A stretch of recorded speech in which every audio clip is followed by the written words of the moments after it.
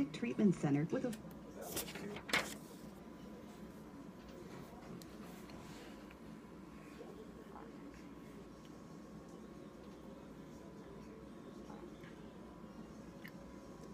5 minutes past 7 o'clock, winds are calm, it's 11 degrees. The Federal Aviation Administration is investigating after a pilot on a Delta flight from Minneapolis to Las Vegas was locked out of the cockpit. The airline says the door malfunctioned. The plane landed normally at McCarran International Airport on Thursday with the co-pilot at the wheel. The airline spokesman says Delta pilots are fully trained to land with one pilot at the controls. Willmar Mayor Marv Calvin says the city has always been known as a place where people with drug or alcohol problems or mental illness could get help.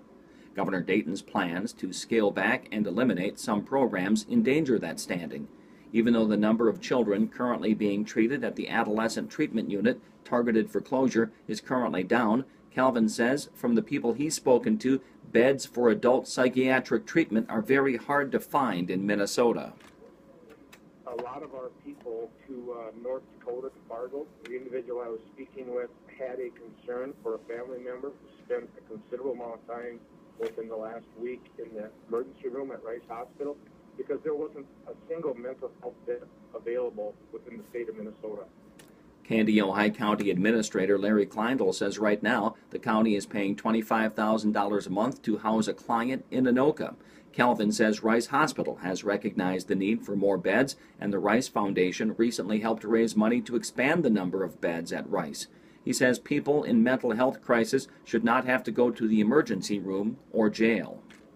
Paramedic for a number of years, so I do understand critical care and ER use. And also, if we don't have capacity within our system, I heard what the governor had to say about the staffing levels in correlation with the censuses. I'm sure they're talking, accurate numbers, but if you take a chart and you just lay it out in front of you, it maybe looks a little bit different than if you actually look at how services are impacted.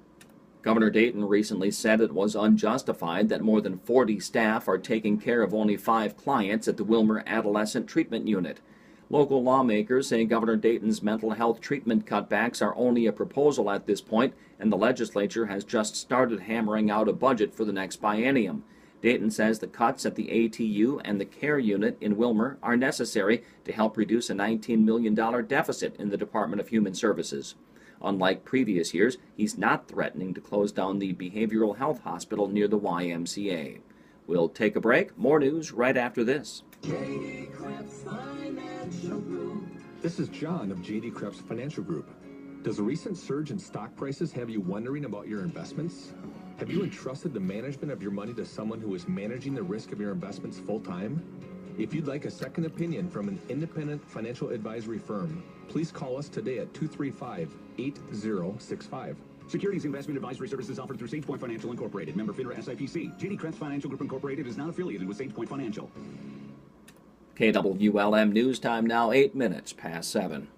Law enforcement in Minnesota stepping up DWI patrols on the roads this Super Bowl weekend. State Office of Traffic Safety Director Donna Berger says over the past 10 years have spiked 24% during Super Bowl weekend compared to the weekend before, and 18% compared to the following weekend. If you're not fit to drive, make the right choice. Crash at your friend's home, not on the road. Berger predicts around 190 people will be arrested for DWI Super Bowl Sunday into Monday.